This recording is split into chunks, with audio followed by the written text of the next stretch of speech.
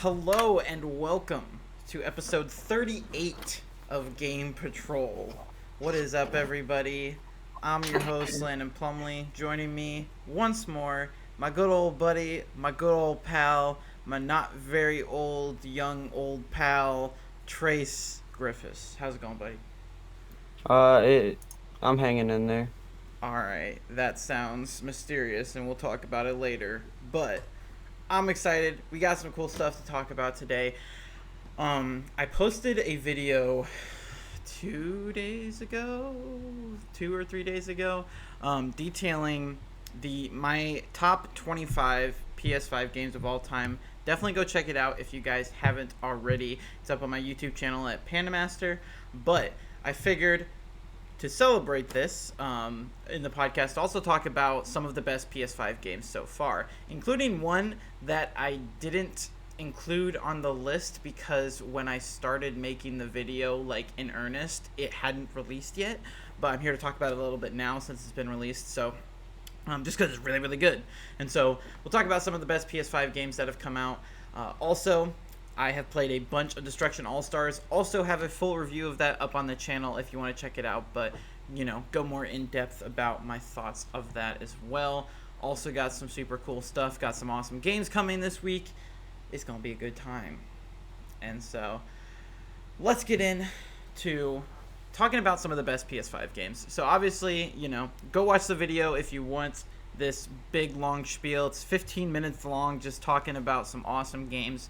But I wanted to delve specifically into some of my specific favorites, not all 25 obviously, because then what's the point of the video? So, go watch that. But I wanted to talk about some of my favorites. And the first one is one that honestly I would love to play with you, Trace. I need to get another DualSense so that I can have other people play, because anytime I've played co-op, it's just been with Bakel and Matt, because they have their own DualSenses, and so that's the only way I've played co-op. But they're so dang expensive, and so I just haven't worried about it.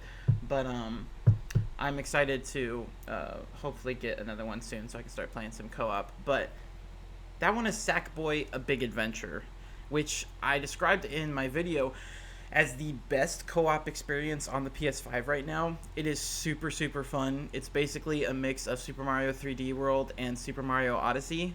And something I said in general is that the PS5 is basically out Nintendoing Nintendo right now. There's so many cool family-friendly experiences on the PS5, like Sackboy, Overcooked, which I know is also on Switch, but they came out with the all-you-can-eat edition here. What is some more? I know. Astro's Playroom, of course, my favorite game on the PS5 as of right now. There are some others for sure. The Pathless is really fun. Destruction AllStars being a new one. That's it's a really, really fun multiplayer game that like I said, I'll get into more details later. There's a lot of really cool stuff. If you have younger children that you somehow managed to get a PS5 for. And so I'm a younger children, but I don't have a PS5. Well, what are you doing, dude? Work on it.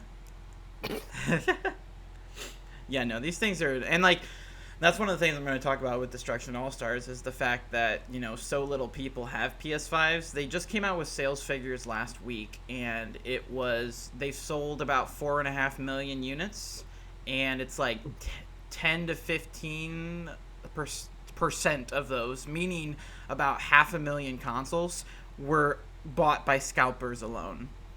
And so it's been rough out there. So we're looking at approximately, I'd say, a little over 4 million units are in the hands of people out there, because I'm sure scalpers still own a ton of them, right? That they haven't sold yet. And so, there's roughly 4 million PS5s out in the wild right now. And they said, I don't know how much this has changed since then, and I think this was a couple weeks ago they said this, but something like 83% of people who own a PS5 have PlayStation Plus, which makes sense because as of right now, the PlayStation Plus is a really, really good subscription service for PS5 specifically, because you get the PlayStation Plus collection, which gives you 20 awesome PS4 games, and then we've gotten Bug Snacks, Worms Rumble, Maneater, Control Ultimate Edition, and Destruction AllStars since November. So a lot of really cool stuff through PlayStation Plus for PS5 owners, and so it makes sense.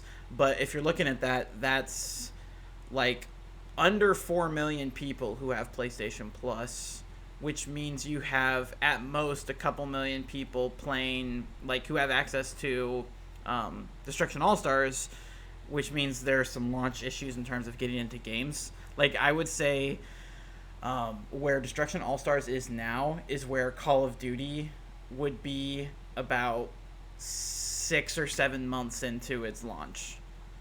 Which means if you want to get into Mayhem, which is like the biggest mode, it's pretty easy. You can get into that fairly quickly. But other modes, if you're not during peak times, it's harder to get into, which is nuts because it's like I played during launch week, so one of the first days it came out, I was having difficulty getting into matches sometimes, which is not something that should happen. But it's just because pandemic.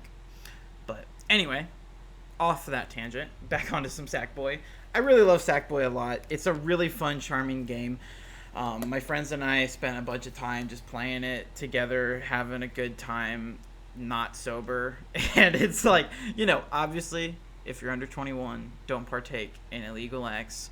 But it's definitely a fun time if you're not sober.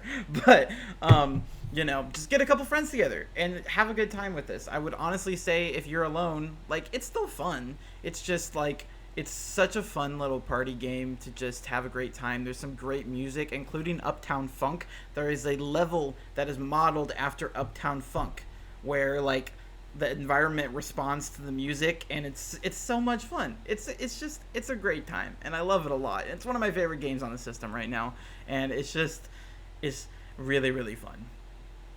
And my second game that I'd like to talk about is one that is all over the place, and I feel like I might have asked you this before, but have you ever played any of the Devil May Cry's, Trace? No, I haven't.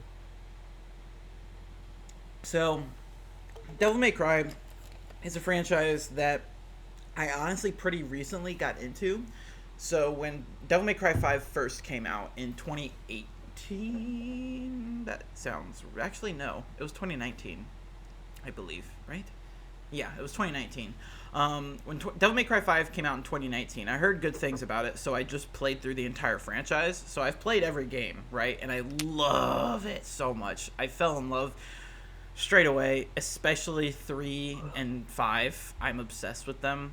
And so when Devil May Cry 5 Special Edition was announced, I lost my marbles. I was super excited during the official announcement because it was during the PlayStation 5 showcase, and I heard Virgil's voice, and I thought, Devil May Cry 6. I was so excited, and then it was like, okay, it's just a special edition, which is still cool because this is a lot of fun. I really enjoyed it a lot. Hold on, actually. I know I have the physical edition of Sackboy as well, but I just want to hold Devil May Cry in my hands right now because I love it so much. So, it's a really good game. If you are watching the audio version, y'all know what I'm talking, or y'all will see what I'm talking about. I'm forgetting where it's at. Oh yeah, my baby boy. Just gonna show that off right there. Oh, she's beautiful. She's pristine. I love her so much. Devil May Cry 5, in my opinion, is the best hack and slash game ever made.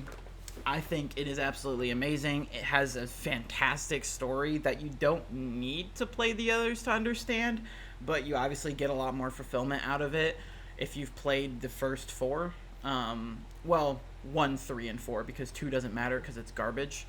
But and that's not a joke. It's actual like I don't despise too many games. Like, I can be like, okay, this was okay, but it's not my cup of tea. I hate Devil May Cry 2. I never want to play that game again. It is awful. But anyway, I love Devil May Cry 5. And the special edition also has, like, a smidgen of new story content. So basically, the special edition, like other special editions before it, you can play as Virgil. He becomes a playable character. That's the big new feature of the special edition.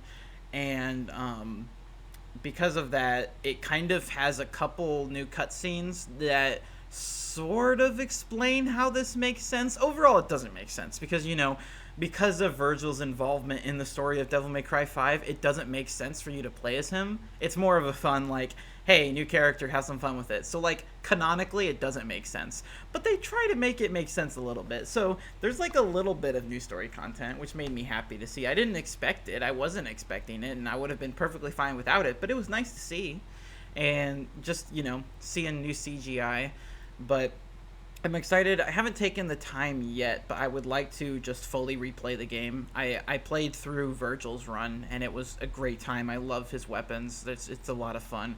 But I definitely think the core experience is the best way to play because of just the 3 characters being able to swap and just learn all of their different stuff, because it's a fairly long campaign, and so with that, like, even though Virgil has like 3 different weapons, it can start to get a little repetitive just because of the length, whereas when you play as Dante, Nero, and V, you have 3 different characters with all these different weapons at their disposal that you can upgrade and, improve. It makes it a lot more not fulfilling, but it makes it less repetitive.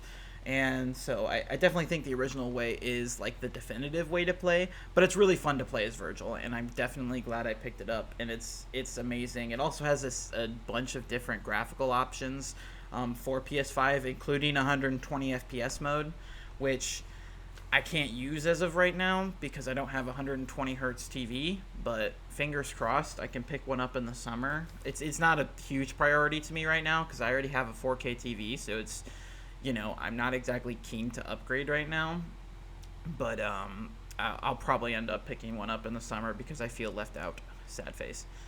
But yeah, Devil May Cry is something I like a lot.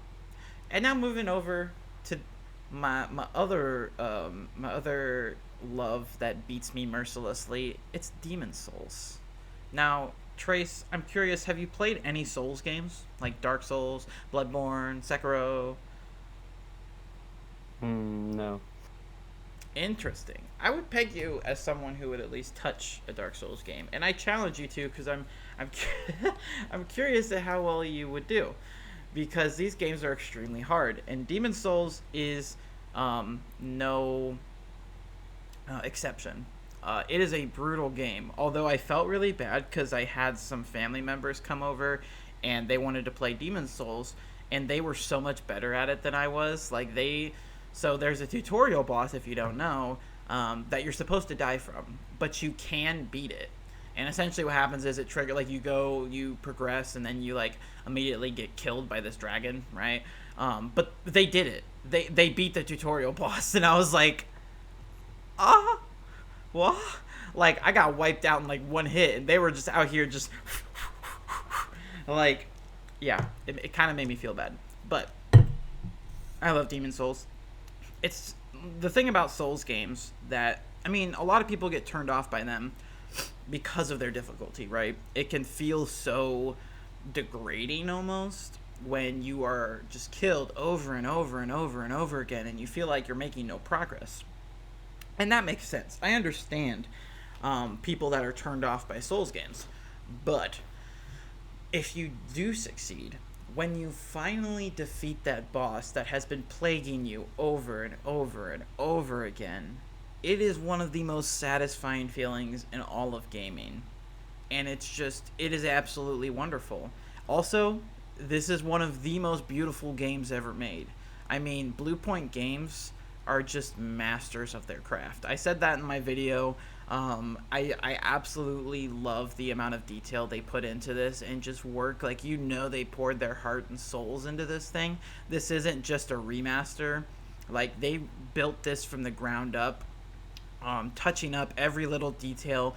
The character models are so detailed to the point where it's it is insane how much work was put into this game. Everything is scrutinized. You take a look at things, a lot of times in video games, if you look at certain environments or certain details of the world, you can tell they weren't as big a focus because they're definitely blurrier than other parts. Where you have the character model that your player model is really, really detailed because you're focusing on that a lot probably, or really important things, whereas a building wall that's like non-important that you don't go into. It could be pretty like non-textured, like non-detailed. There really isn't any of that in this game. Like everything is so detailed and beautiful, and God, it's wonderful. And I love the 60 frames per second like standard that PS5 and just Xbox and the next gen has been setting, because it's so buttery smooth. And to have a Souls game running at 60 FPS is just, it's a treasure and something that I will never take for granted. In fact, I would like to get through Bloodborne soon. I've played some of it, but I haven't beaten it. And so at some point, fairly soon, I would like to jump into Bloodborne. I don't know how I'm going to do it at 30 FPS. I can't do it. Like, after playing Demon Souls, it's like, I don't know if I can go back to 30, man. It's so nice. It's so buttery smooth, and I love it a lot. Another Soulsborne games, and this is the one I didn't include because it just came out, shoot, I don't even remember when. I think it was on the 8th question mark. I'm actually going to look it up here because I have it, like, really close to me. It came out on the 5th. I was about to say it. I knew it hadn't been, like, super close. So last Friday, it's the Neo collection. So this is a collection of the first 2 Neo games that were released on PS4. They are remastered, and they are gorgeous, and they are extremely fun Souls games that are also extremely hard.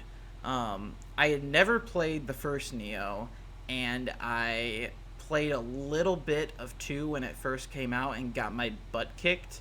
And so I was excited to have a chance to pick them up on PS5. I'm 90% sure that I got the 2 remaster for free because I had it on PS4, but I just bought the collection anyway because that's what I do. I have a problem, but it's really, really good, and I love it a lot. And you know, if you want more games to crush your soul and then make you feel better about yourself in the end, this is it for you, and it's a fun time. And I would really recommend, Trace, that you go. And also, the Neo Collection also came out on PC on the 5th, which means this is playable for you as well, Trace. So I would recommend looking into it because they are brutal samurai games that make you question your sanity, but in the end, it's all worth it because you can say that you conquered it, and it's a really good time. But the thing is,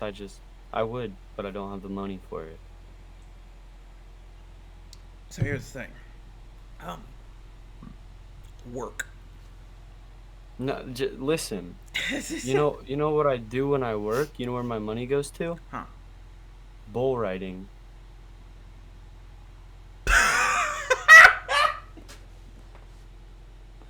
I don't sit there and I don't play video games. I actually do other things, and I don't just I'm not a homebody like you think I am. Bull riding in a Bull Panera? riding. In a Panini?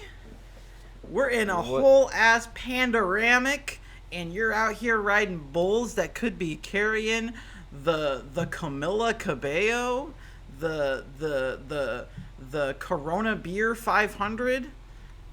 Yes, I am. How dare you? All right. Well, enjoy your diseases. Meanwhile, let's talk about my favorite game on the PS5. The one that I gush about all the time, and that Trace can't play because he spends all his time writing animals. Riding animal. That makes it sound so bad. Well, maybe you should rethink your free time then. We got Astro's Playroom. And I love this, and the best part about it is it's completely free. You don't have to spend, like, there's no commitment to this. Like, it is preloaded onto your PS5 when you get the system, so it is the #1 thing to play. And, like, I think when games are free, it honestly, like, it turns people away sometimes, because they're like, it's like, if they have, you know, if you've bought this system, especially right now, right, you obviously want to commit to, like, playing at least some sort of games. Like, there are games you have in mind, like, you have something that you're looking to play on here. And so a lot of people tend to neglect the free stuff because it's going to be there. You know, it's not something that you need to necessarily focus on right now. But I'm telling you, this should be the first game you play on this console. I played Demon Souls first, which again, it's one of my favorite games on the console. I really, really love it a lot. But Astro's Playroom was the second game I played. But I had a lot of fun with it. It's really, really good. You can finish it in a little over an hour. I think it took me about 3 hours to platinum. So maybe it was closer to 2 hours that it took me to beat it. Because I ended up platinuming the game, which was the first platinum I have ever gotten. I never platinumed a game on PS4. The closest I got was I 100%ed the campaign on Spider-Man, which I've technically platinumed it now, the remaster, but I'm working through the DLC trophies right now. I have 100% on the main campaign, New Game Plus, and the remastered trophies, but I'm just now playing through the DLC for the first time. I never actually played the DLC, and it's a good time, but I'll talk about that later. But Astro's Playroom was the first game that I ever platinumed, and so it's a great time. I love it. It shows off all the features of the DualSense in really cool and unique and fun ways, except for the microphone bit. I don't want to blow into a controller. I thought you guys learned your lesson with Nintendo DS. Like, do you guys not pay attention? Nobody wants to blow into things when they're playing a video game. Like, just get that out of here. Sorry, I never want to see that again. But other than that, it's an absolute masterpiece. I mean, it basically, it has a whole ton of PlayStation references, right? So there are 4 main areas. You've got like CPU Plaza, Memory Meadows, showcasing different parts of the PlayStation, but also showcasing different eras of PlayStation history. So one is modeled after the PS1, one is modeled after the PS2, one is modeled after PS3 and 4, and so on. And there's just really, really cool stuff. And there's like this final area that kind of goes a little bit into the PS5 and going back to the like original prototype PlayStation, and just so much cool PlayStation history stuff going on there. Again, out Nintendoing Nintendo. They even have an area called PlayStation Labo, which I think is really, really funny. But it's so good, and it's such a bite-sized package, so like it's not even much of a time commitment, so it really is like commitment free. It's not super long, and I just want Team Asobi to make a full Astro game, because we've gotten a VR game, which is really fun but for a niche audience, and now we've gotten this PS5 demo essentially, which is again for a very niche audience because there are very little PS5s out in the wild right now. And it's also free. I want a full Astro platformer, because it would win Game of the Year. Like, it would automatically be my most anticipated game if they announced that they were coming out with a full, like, Astrobot, I don't know, here, we're going to guess the title of it. So we have Astrobot Rescue Mission and Astro's Playroom. So the next game will be Astrobot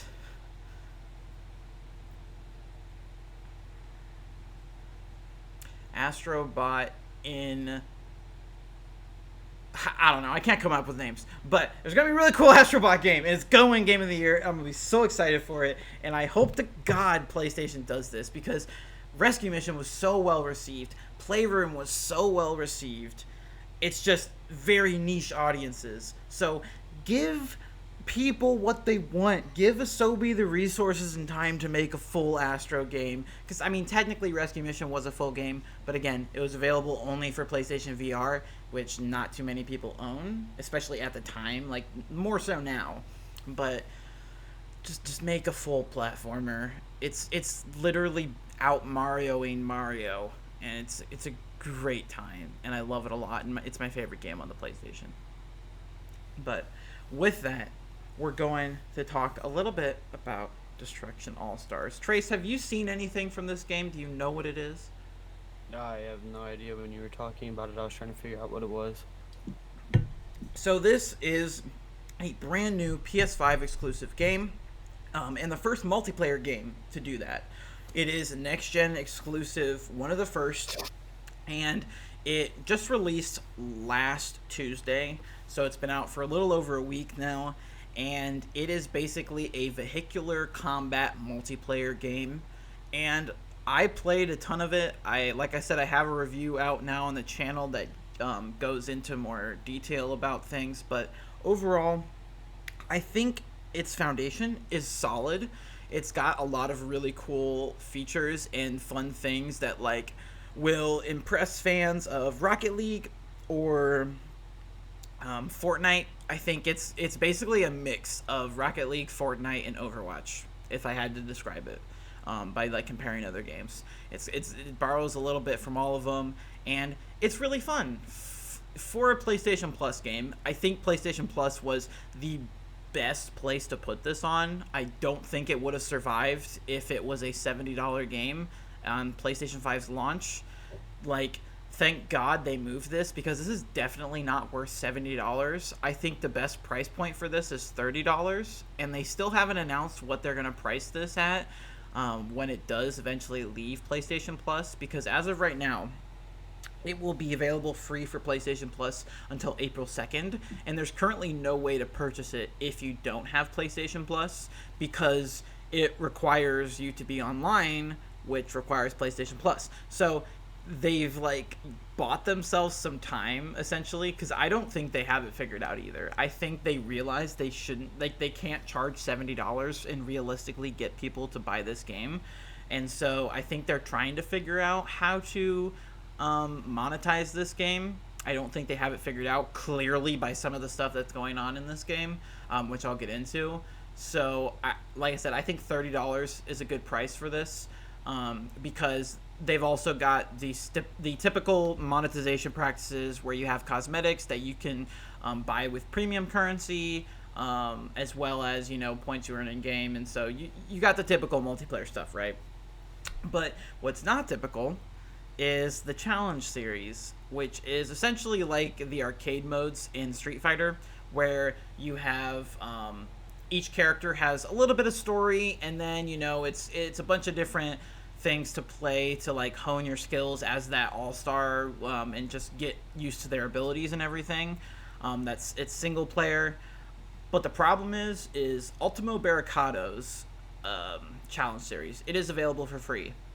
The rest of them are not, and there's currently only 2 available right now. They don't even have all of them up yet, and in order to buy them, you have to use destruction points, which is premium currency that can only be purchased with real world money. You cannot earn them in game, so you have to pay money in order to play these, which, if it was a free game, I mean, I get it. I'm not exactly enthused to the idea, but, you know, you got to make money somehow. I would understand. And so as for right now, it's okay. But when this becomes a game you have to pay whatever you have to pay for, that sucks. To buy a game and then say, oh, you want story content? Oh, well, you're going to have to shell out some more money for that. Like, that's so stupid. And Lucid has said they're going to introduce a way to earn destruction points in game later in the year, and so I hope that's April 2nd. I hope that is a thing that happens as soon as they make this purchasable, because if you have to pay to play this game, which technically you do now, but again, that's a subscription thing, so you're essentially getting it for free.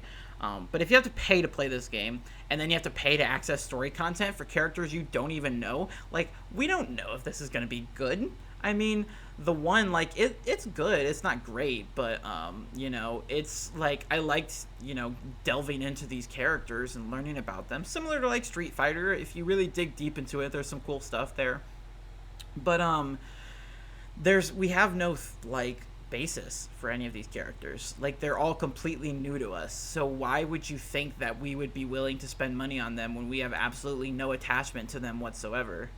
And so it's like, if this was something where there was like a challenge series, and they were all free, and then maybe there was like a second challenge series for each character, which gives some more story that you had to pay for, kind of similar to like paid DLC, right? Like a season pass or something.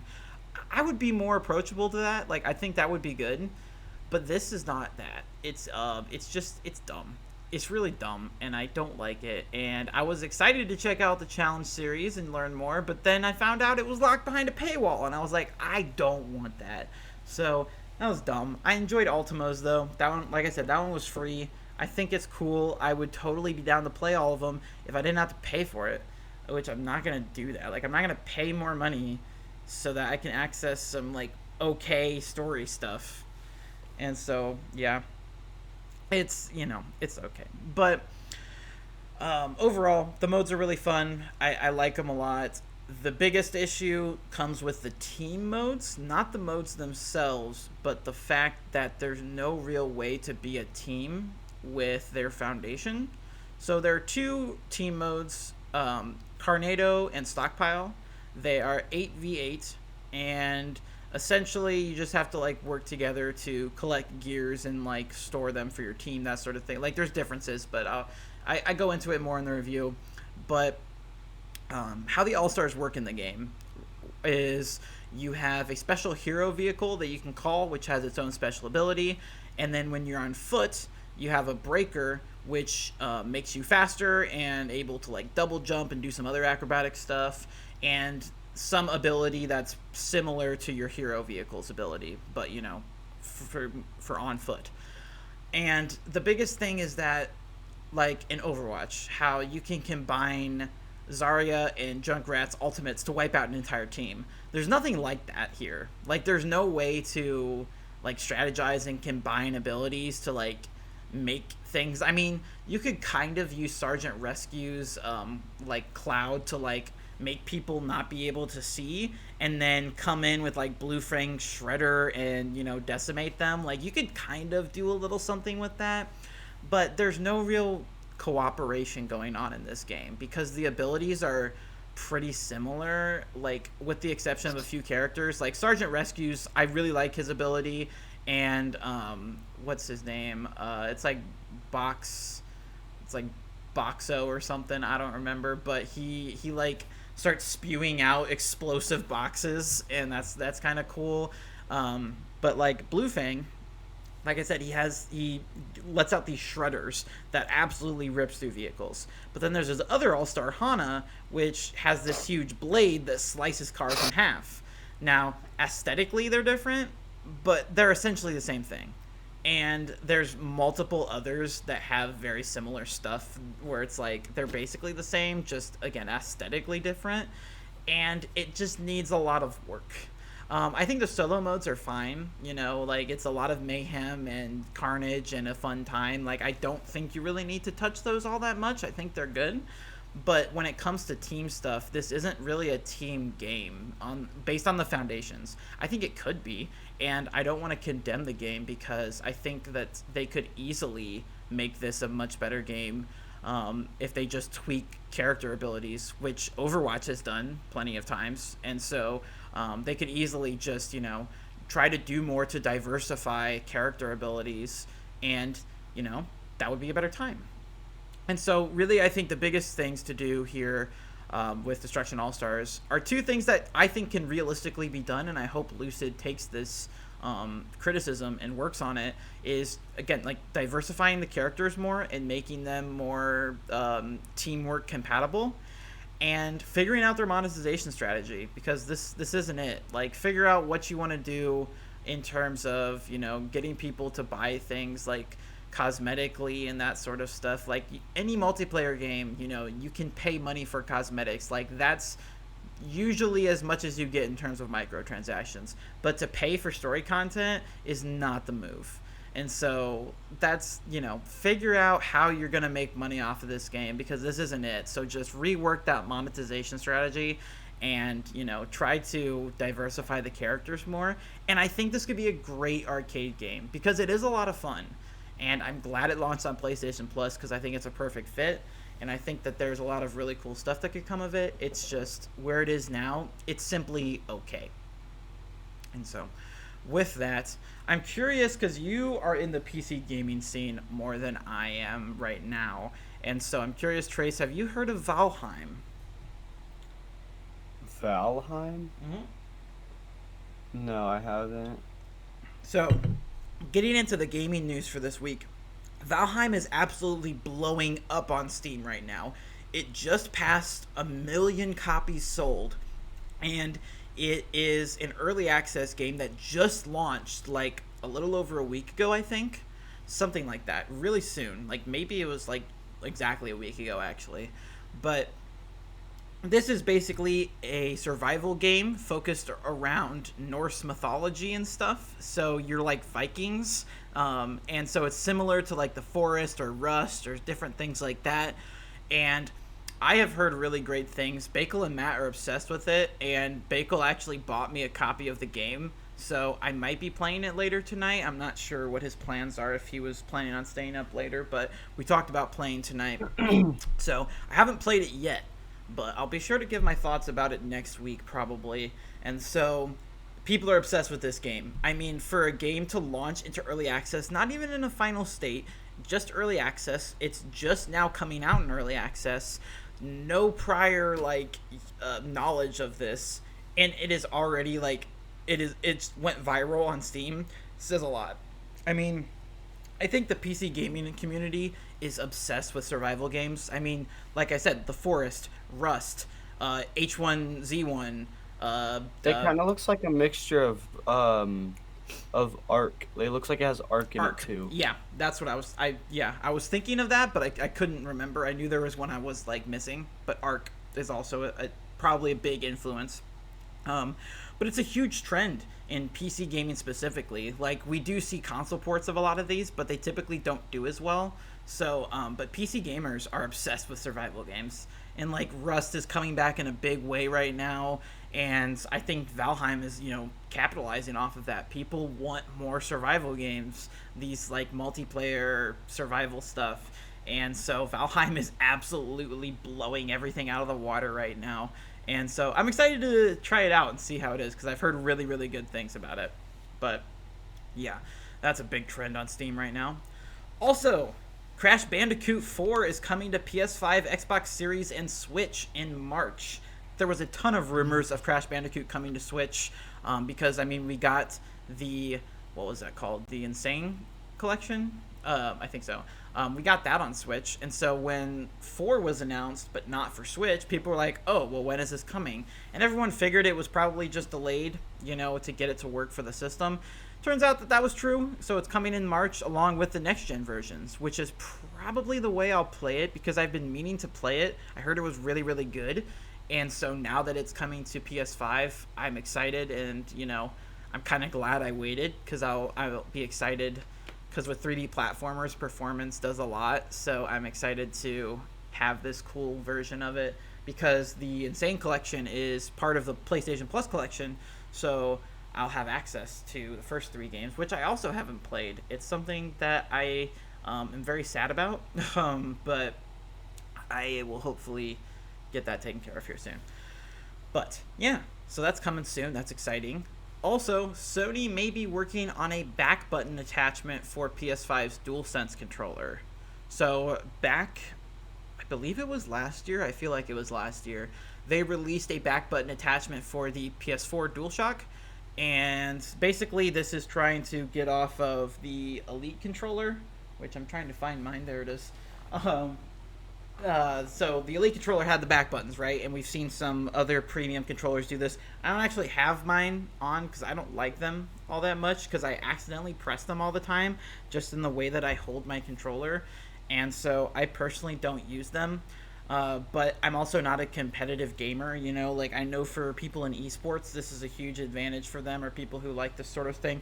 I'm curious if you have anything about these, like if you have any stance towards them, because I know Trace, like you were all about getting, monitors with higher frame rates and all that sort of stuff, and that's why you got into PC gaming. And so I'm curious if you have any opinion about like back buttons.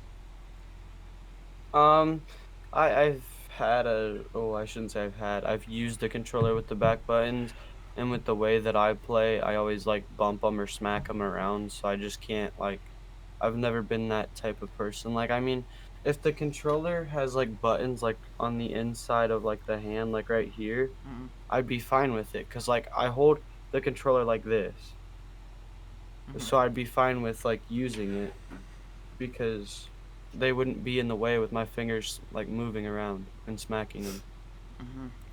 Yeah, I mean, I I get it because like a lot of people, the most commonly mapped buttons are L3 and R3. So like when you click down on the analog sticks, which makes sense because that'd be a lot easier. So like you're focused on movement with the analog sticks versus like actually pressing them.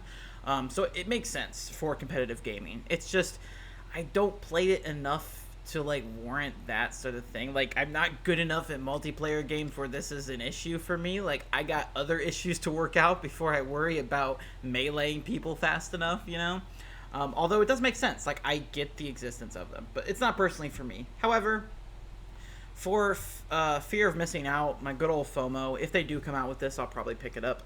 I didn't pick up the back button attachment for the PS4 just because we were getting a new console soon, so it's like, oh well, either it'll be on the DualSense, or if it isn't, then that tells me all I need to know about their commitment. And then it wasn't, so I was like, oh well, you know, they're obviously not super committed to this right now, but we could be seeing an attachment for it. So then maybe I'll pick it up because I'm like, well, I'm not going to be using my PS4 for that much longer anyway, so there's no reason to invest in it. And so I might invest in this new one.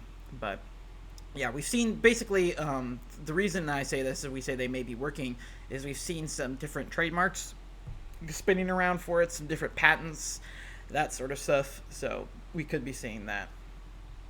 Then CD Projekt Red has been hacked. They got a huge cyber attack. Witcher 3 and Cyberpunk source codes have been stolen, and the hackers are putting them up for ransom. But CD Projekt has responded saying that they're not going to do anything. So they're like, do your worst, like release it, go ahead. You know, they said that no user data was stolen, so nobody is at risk in terms of like its user base.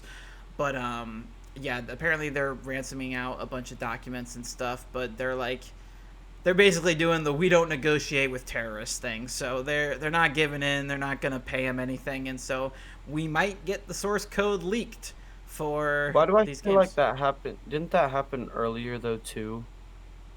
Like they got hacked into or something like that. I don't believe CD Projekt has been. We've had a ton of hacks lately. Like Capcom was hacked. Um, who else? I feel like EA might have been, but I could be wrong there. But we've had a bunch of hacks lately over the past like 6 months. But to my knowledge, I don't believe CD Projekt has been hacked, at least recently. At least definitely not to this extent. Like they have like a lot of stuff. They've also said that they apparently have like documents showing like the workplace stuff going on. Like they're saying that if they leak this stuff, then their reputation will go down even further. Like apparently they have dirt on them or something. And so it'll be curious if these people do leak this information, you know, what they have, or if they're just bluffing or whatever. But yeah, they do confirm that this is genuine. Like they do know like they were hacked. But a lot of this is just claims of what these people have obtained. And so we'll see how this develops. But yeah, another big blow. CD Projekt has not had a good few months. Another blow to them. But then in terms of delays, we have another one. Prince of Persia: The Sands of Time remake has been delayed yet again. So Ubisoft made a statement. I believe I have it up here. Hold on. Yeah, right here. So they said because they've now delayed it to an unspecified date. There's no new release date. But they said, hello, Prince of Persia fans. Since announcing Prince of Persia: The Sands of Time remake in September, we saw an outpouring of feedback from you on this beloved franchise. It is your passion and support that is driving our development teams to make the best game possible. With that said, we have made the decision to shift the release for Prince of Persia: The Sands of Time remake to a later date. This extra development time will enable our teams to deliver a remake that feels fresh while remaining faithful to the original. We understand the update might come as a surprise, and we will continue to keep you posted on the progress of Prince of Persia: The Sands of Time remake. In the meantime, we want to thank you all for your ongoing support. So, this is pretty obviously a response to people hating on the trailer. When this was announced in September, overall reception was negative. because people were complaining about the graphics, that it didn't look like a 2021 game, which makes sense. But the devs explained that they wanted to maintain the aesthetic feel of the original, so it was an art choice, which I personally didn't mind. I thought it looked like, I understand what people were saying, but if you were to put this side by side against the original, there have been massive improvements made in terms of graphic fidelity, right? And I'm sure in terms of frame rate, it would have been silky smooth, and it will be silky smooth, like, hopefully, fingers crossed. I mean, I'm sure that's something they're aiming for. And so, I wasn't all that worried, but a lot of people were not impressed. And so that was most likely the reason it was delayed to March and now to this unspecified thing. And so I'm really curious. I feel like they're going to do a big re-reveal. I'm curious to see how drastically they're going to change it. Because I don't think this is necessarily that big of a deal for Ubisoft, because it's just a remake. Like, I mean, it's not a huge thing. Now, I know people have been clamoring for new Prince of Persia games, myself included, but this isn't a new game. This is a remake, and so if it is successful, then this will probably signal perhaps the return of Prince of Persia. Who knows? But so there is a little bit of pressure, but I don't think as much pressure as they put on it. I don't know. But yeah, it's sad. It's been delayed again, and who knows when we'll get it now? If it'll come this year, if it'll come next year. Who knows? But anyway, let's talk about the games coming this week. Out today, which I actually have all ready to go and I'm hoping to play later tonight, is Little Nightmares 2 for PS4, Xbox One, Nintendo Switch, and PC. Little Nightmares 2 is a suspense adventure game in which you play as Mono, a young boy trapped in a world that has been distorted by an evil transmission. Together with new friend Six, he sets out to discover the source of the transmission. So this is a sequel to a game that came out in 2017, I believe. I played it. I forget where I played it on. I think it was on like Game Pass or something. Or did I get it on Switch? I might actually have it on Switch. I don't remember where I played it, but I did play it. And it was fun. It wasn't like really mind-blowing to me, but it's a fun, creepy little adventure, and I'm excited to play this new one. People have been really excited to play it and pumped. I'm definitely going to check it out. I'll probably have a full review over it. I won't talk about it like as in-depth as I did with Destruction AllStars, but I'll have a review up on the channel probably like early next week, and I'll talk about it a little bit on here next week. But yeah, I'm interested to play it. And then tomorrow, we've got the big boy. Super Mario 3D World and Bowser's Fury is coming for Nintendo Switch. So specifically to the Bowser's Fury expansion, free-roaming Super Mario gameplay makes a return in this brand new adventure. Bowser has become gargantuan and lost all control. Explore Lake Lapcat and its islands. Complete objectives to collect cat shrines and team up and team up with Bowser Jr. to bring his big bad dad back to normal. This is a tongue twister. Just watch out for Bowser's island-wide attacks. So, reviews have come out for this. People really, really love it. I've seen some kind of varied reviews, but I believe as of right now it's sitting at like a 90 on Metacritic. So, yeah, I'm excited. I probably won't pick this game up right at launch, as much as I hate to say it, just because I'm very, very poor. But hoping to pick it up here soon. I'm excited about it. Also tomorrow we've got Galgun Returns for Nintendo Switch and PC. The infamous ecchi rail shooter is back. Fight back with pheromones as girls throw themselves at you and try to find true love in less than a day.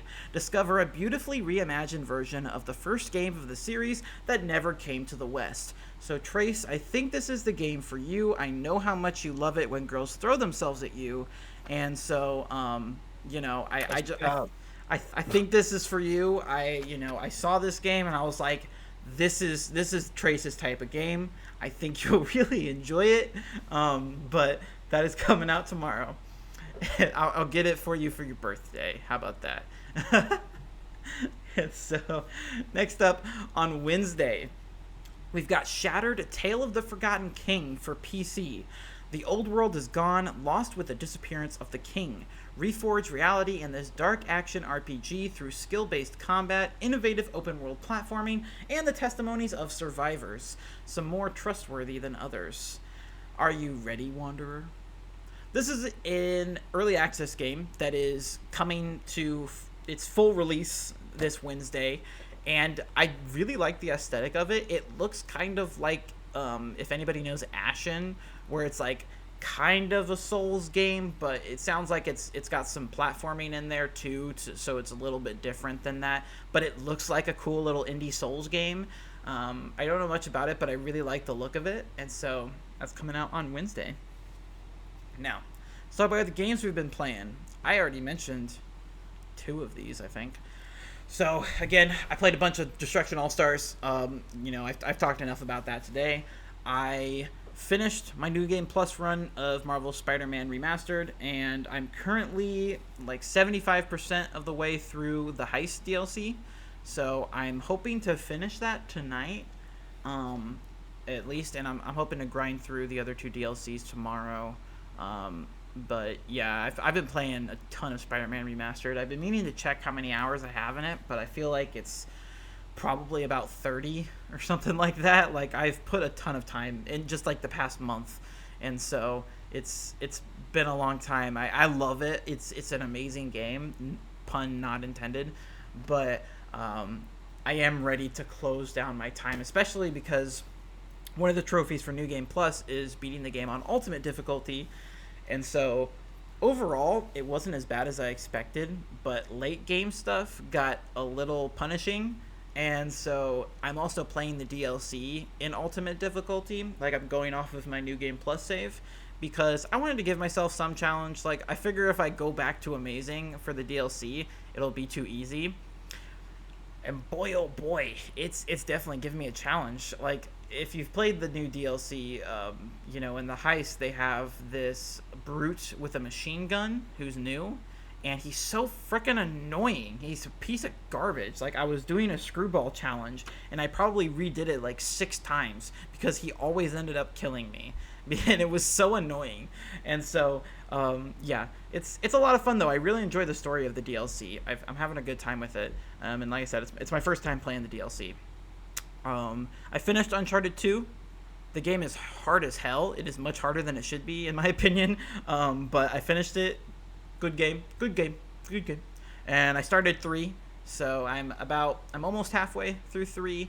Probably gonna finish that up this week. We'll see.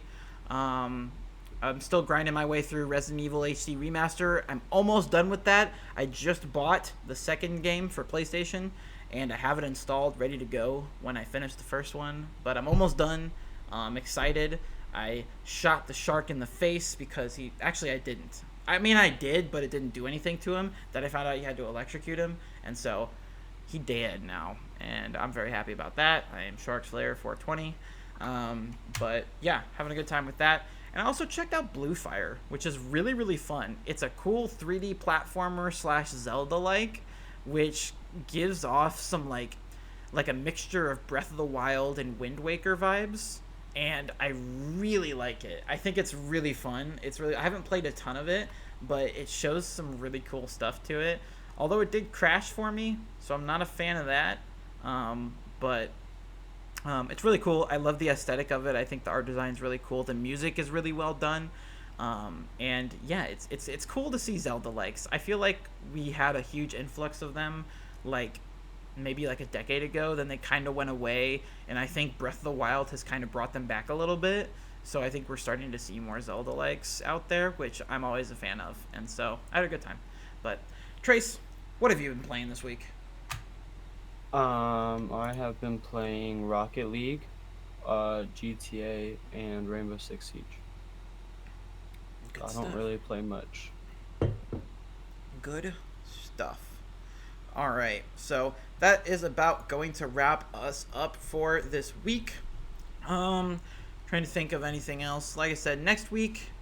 What is next week? I'm honestly not sure what we're going to talk about next week. We'll try and find some stuff. Like I said, I would go more in depth about Super Mario, but yeah, I don't know if I'll pick it up this week, and so probably not. But we'll have some cool stuff, I'm sure, to talk about. There's always things to talk about here on Game Patrol. Thank you guys for watching. I appreciate you all, or listening, or however you are consuming our content. Thank you for being here, and we'll see you all next week. Adios.